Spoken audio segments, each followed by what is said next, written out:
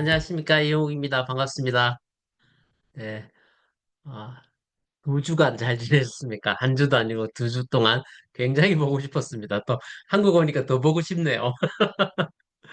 어, 굉장히 익사이팅하고 제가 이제 쓴 책에 여러 가지 꼭지가 있지만 그 중에 하나가 이제 글로벌 시티즌 아닙니까? 이 글로벌 시티즌이 되기 위해서는 어, 두 가지에서부터 우리가 해방돼야 돼요. 그러니까 제일 유치한 질문, 어디 사십니까? 어디에 사냐는 게 중요한 게 아니라는 거죠. 글로벌이니까. 또 하나, 저한테 많이 하는 질문이 뭐가 있냐면, 시차 적응 어떻게 하세요? 에 대한 질문. 왜냐면, 오자마자 그 다음 날부터 뛰어다니니까, 오자마자 그날로부터 계속 뛰어다니고 있으니까, 도대체 그 비결이 뭐냐, 이렇게 물어보시는 분도 계시거든요. 시차 적응은 제 좋은 팁 알려드릴까요? 그 전날 안 자면 돼요.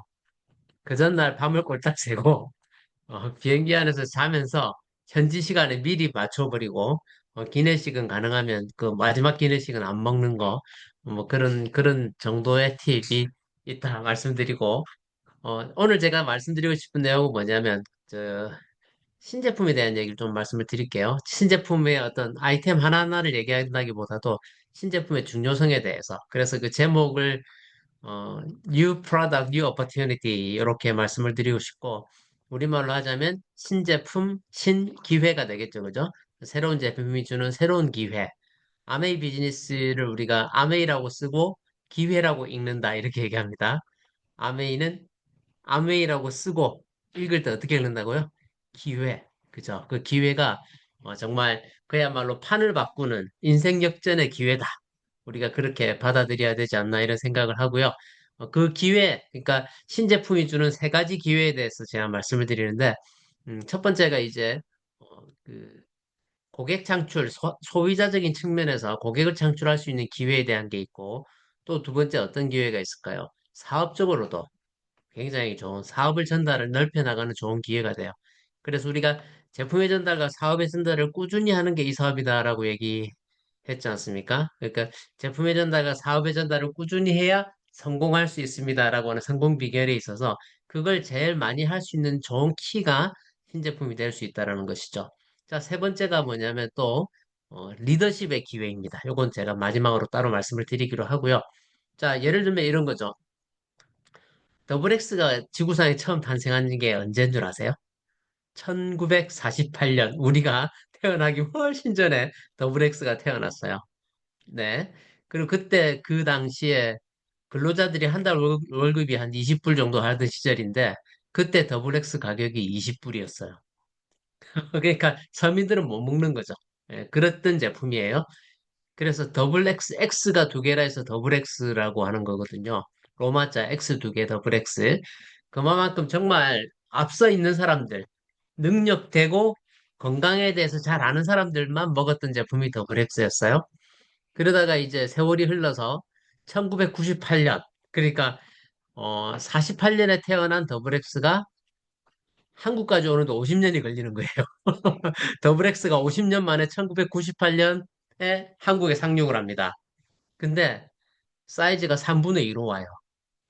더블 X는 비타민, 미네랄, 파이토 뉴트리언 이 세 칸으로 돼 있잖아요. 근데 1998년에는 대한민국 사람들이 파이토 뉴트리언트를 이해하지 못했어요. 네. 그래서 심지어 식약처에서 이해를 못했다는 거죠. 그러니까 못 받아주니까 비타민과 미네랄 두 칸짜리로 들어왔어요. 제가 산 증인이에요. 더블엑스가 한국에 출시된 데이원부터 제가 안 빼먹고 계속 먹었던 사람이에요. 그리고 이제 2000년도가 들어서면서 뉴트라이트가 주도해서 파이토 뉴트리언트 학회를 만들죠. 그래서 국민들을 계몽하고 심지어 학자들을 계몽하고 국민들을 계몽하고 그 식약처를 계몽을 해서 이해가 돼서 접수가 돼서 이제 받아주게 된 거죠. 그래서 정상적인 더블 X가 2000년도 초반에 이제 한국에 나오게 됩니다. 네. 그게 더블 X의 역사예요. 그런 거 보면 지금 마이크로바이옴과 관련한 것도 그런 맥락이라고 보는 거죠. 이번에는 오히려 전세가 역전이 됐어요. 마이크로바이옴이 제일 앞선 나라가 대한민국이 됐어. 실제로 우리가 취급하는 대부분의 아이템들이 생필품이고 헬스 앤 뷰티에 특화된 제품들이죠. 그죠? 근데 그 부분에 있어서 평균적인 미국 소비자들보다 평균적인 한국 소비자들의 수준이 훨씬 높은 거죠. 예. 그리고 지적 수준도 그렇고 그렇습니다. 그렇죠? 그렇기 때문에 그 소비자들의 민감한 반응을 제일 빨리 캐치할 수 있고 신제품의 리액션도 가장 빠른 게 한국이에요. 한때는 신제품이 딱 나오잖아요. 특히 색조 화장품 같은 거 제일 먼저 출시됐던 게 일본 아니면 홍콩 시장이었어요. 예, 제가 지난 거의 이제 얼추 30년 다 돼갑니다. 29년째 아메이를 해오면서 1990년대 또 아시아 마켓이 스타트한다 그러면 일본에서 먼저 하거나 홍콩 마켓에서 먼저 나왔었어요. 근데 이제는 모든 그런 제품들이 한국에서 제일 먼저 출시되거든요. 지금 바이옴은 이미 한국에서 굉장히 많이 인식이 되어 있고 장내 미생물이라는 환경에 대한 그 개념을 한국 사람들의 상당수가 이해하고 있고 그게 거꾸로 해서 이제 미국 본토로 오고 있는 그런 실정이에요. 그래서 우리가 지금 공부하고 있는 것들이 굉장히 큰 자산이 될 거라는 것이죠. 그래서 지난 시간들을 되돌아보면 새로 나왔던 신제품들 생각해 보십시오. 예를 들면 뭐 정수기 신형에서부터 지금 얼마 전에 출시됐던 글리스터 그 전동 칫솔까지 해서 또 지금 마이크로바이옴 관련한 신제품들 이렇게 쭉 흘러나가는 것들 보면 이게 굉장히 앞서가고 있는 거잖아요.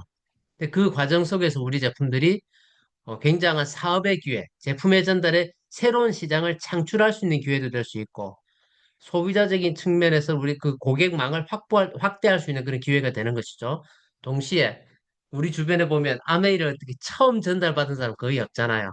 과거에도 한두 번 써보기만 한 사람도 여러 차례 있지만 사업을 접했던 사람들도 있죠. 그 사람들이 한결같이 하는 얘기가 뭐냐면 다 안다 그러잖아요. 나도 해봤다 그러고.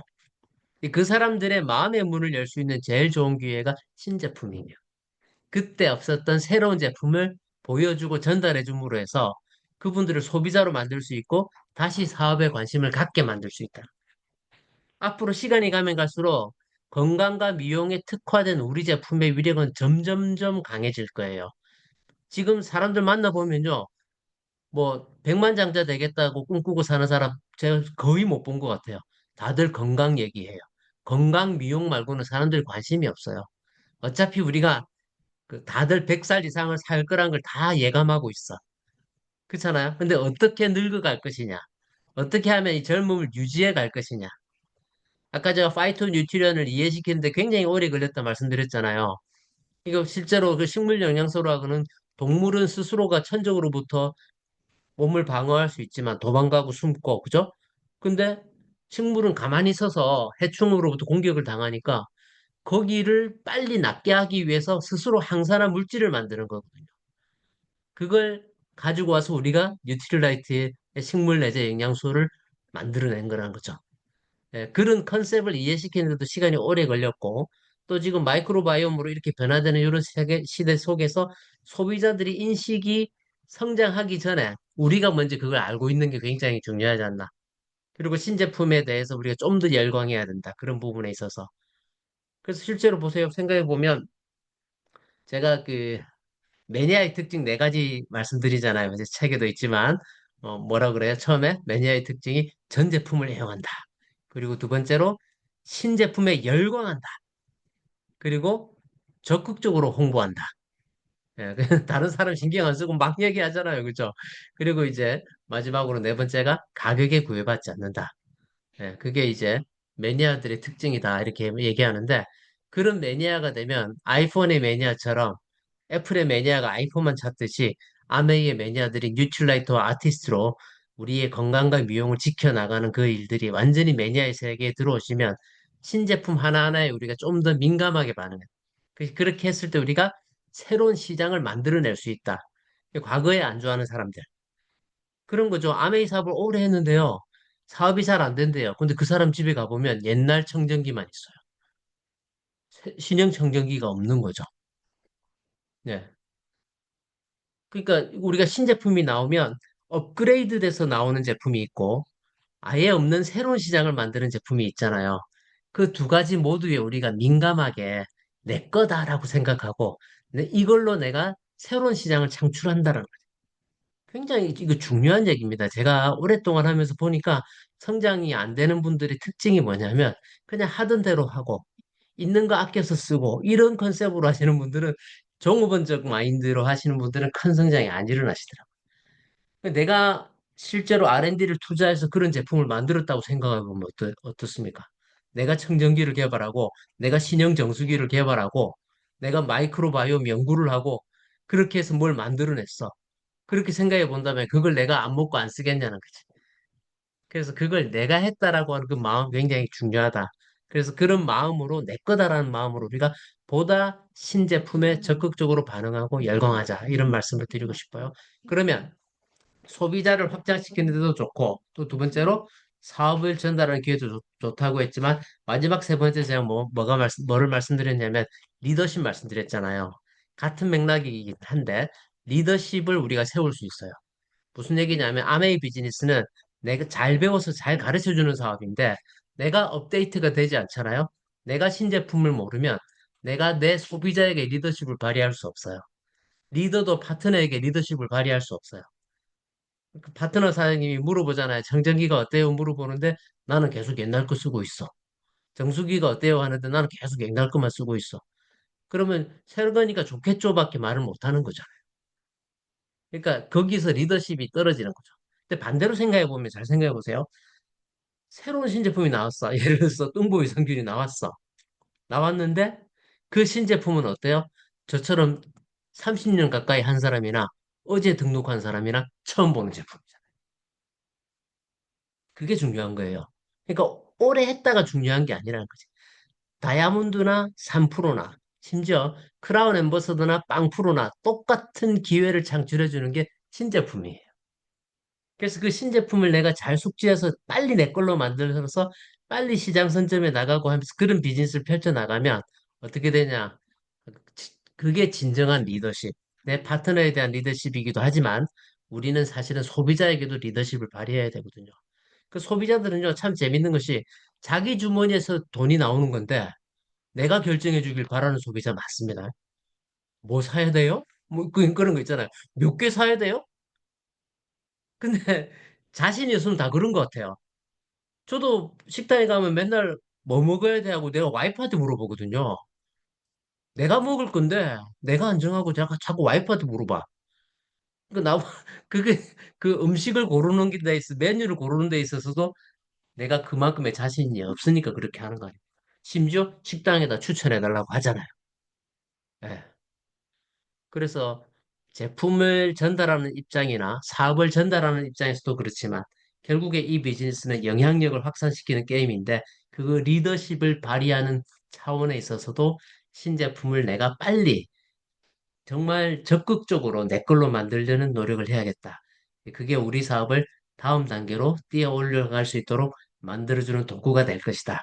라고 생각합니다. 회사에서 제공하는 이 멋진 기회를 잘 활용해서 더욱더 성장하는 우리 모두가 되었으면 좋겠습니다. 네, 감사합니다.